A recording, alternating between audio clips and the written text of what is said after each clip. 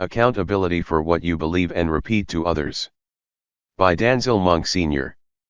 Anyone following the current conflict in our media and other sources of information can clearly see an information war between conservatives and leftists.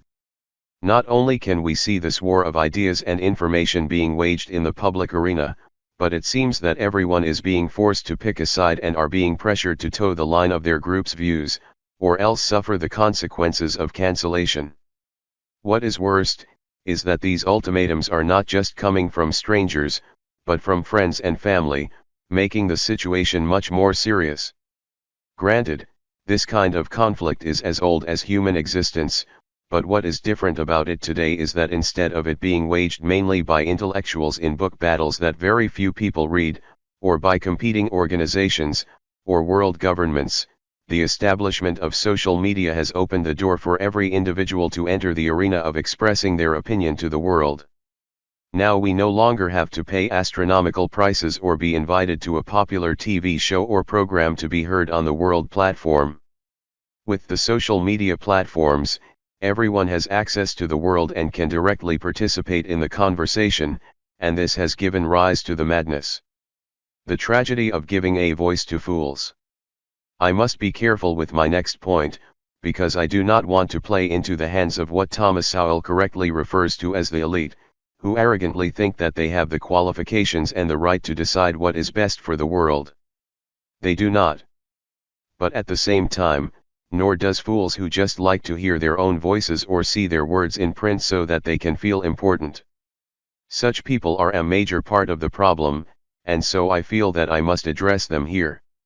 And before you take offense with my calling people fools, please note that God has given my permission to do so. Just find any Bible software that has a search option and type in the word fool. You will find that it occurred over 180 times in the Bible. It appears 78 times in the Book of Wisdom, Proverbs. Yes, God has a lot to say about fools. But I will only use one reference here, from the 14th chapter of Proverbs, verse 7. Stay away from a foolish man, person, you will gain no knowledge from his speech. Holman Christian Standard Bible. I have observed that this seems to be where the main problem is. Far too many fools have taken part in this dialogue on a massive scale, and it makes getting at the truth that much more difficult. Many sincere people with good, trusting hearts have been influenced by such fools, and have repeated their false information, thinking it was truth. I know that use of this word will offend many, because they are not used of hearing brutal truth. We have been conditioned by political correctness to shun any hard words that may hurt the feelings of so many, no matter how accurate the use of the word is. That is part of the problem, but I digress. Be that as it may, the truth is that I have personally witnessed many on social media who clearly occupy the place of a fool when it comes to their ideas, views, and comments expressed on that public forum for everyone to see. It has always been my policy, that if you are bold enough to openly and quite publicly express your opinion to the world on social media, you should be willing to have your opinion challenged and refuted. If you become offended by such challenges and cannot defend your publicly stated opinion, you are a foolish for making it publicly. And if you are offended by being called a fool for doing so, you are also childish. Mature adults are willing to own up to their errors. I might add that anyone who defends someone who is in error and condemns those who have challenged and refuted them, are foolish for doing so. Much can and should be said about this whole situation, but I will have to save that for another time. I just say this in passing because it has been something I have often experienced on social media when engaging people who insisted on posting their opinions on their page, and commenting on my page, but who were insulted by my reply and challenge and refutation. Rather than refute my rebuttal, they would rant, or accuse me or make accusations about the person we were discussing, but never provide an actual defense for their arguments. It is sad, but that is where we have come to. Far too many people now think that their opinion is sufficient, and there is no need for proof, evidence, or fact to enter the conversation. As Proverbs chapter 14 verse 7 says, when you encounter that kind of person, don't expect to learn from them. If knowledge is what you are seeking, avoid them. This brings me to my next point, because I don't want this article to be long. It certainly could be, as there are mountains of material that needs to be evaluated on this topic. My confession about the many on the left and many conservatives. I must confess that by not watching or reading enough of the left's material, and only viewing and reading what the conservatives said about the left, I began to get a distorted perspective of many on the left that was not accurate. I began to see key leftist teachers as totally or practically all deceptive in what they claimed.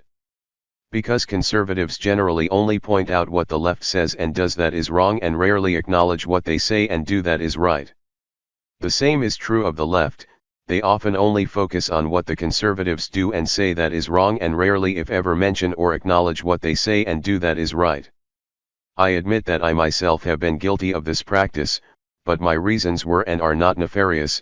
I simply try to point out the wrong to help those who are not aware of it because they only access one side's views and blindly believe them. My reports are specific and not intended to cover all aspects of a target. I expect my readers to be responsible and to do their own research before concluding anything about people. But others do it, it seems, to intentionally give the impression that the other side has no points of credibility at all. That is wrong and misleading. And when done for that reason, it is indeed a violation of truth. I have seen these violations often in the commentaries of leftists like Roland Martin and conservatives like Laura Ingraham of Fox News. The question is, why do they do this? Because many on both sides do not seem to be interested in being balanced and totally honest when it comes to the other. The goal seems to be to discredit the other side so that people will not follow or even listen to the other side. This is not proper, righteous, or healthy for a person, a group, or a nation. And it certainly is not good for a Christian.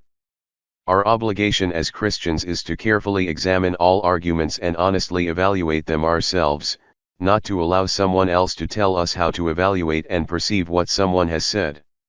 When we only accept what someone says that someone did or said, we place ourselves into the control of the one we believe.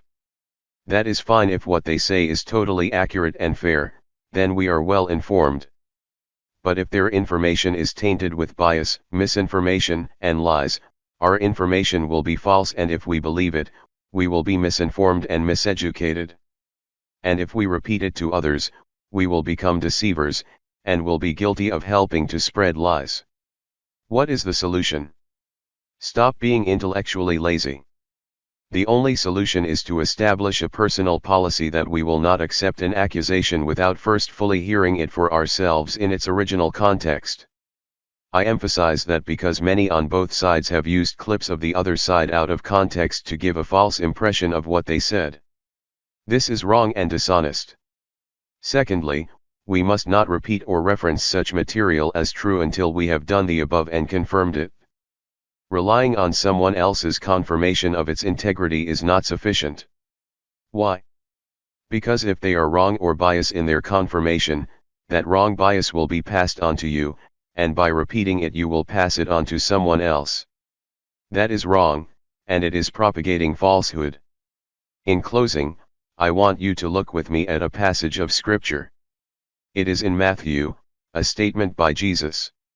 Matthew chapter 12 verses 35 to 37. A good man out of the good treasure of the heart brings forth good things, and an evil man out of the evil treasure brings forth evil things. But I say unto you, that every idle word that men, people, shall speak, they shall give account thereof in the day of judgment. For by your words you will be justified, and by your words you will be condemned. I do not think many Christians take this verse seriously. They seem to think that warnings like this do not apply to them for some reason. Either because they have never read it or have never been taught it, or because they really do not believe it. Whatever the reason, let me assure you that this is a serious warning and Jesus never made idle threats. While I don't expect people like Roland, I don't know what his religious belief is, it can't be biblical Christian, or Laura as a Catholic, to take this kind of warning seriously. I do expect professing Bible Christians to. We as Christians will be held accountable by God for what we say and do, and that knowledge ought to make us extremely cautious about what we say and do. Unlike others who seem to take great offense to being challenged or corrected, I invite you to contact me whenever you see or hear me say something that is incorrect. I honestly appreciate such corrections as they help me to be more accurate and therefore helpful to others. This is the standard of a biblical Christian. God will allow no other kind.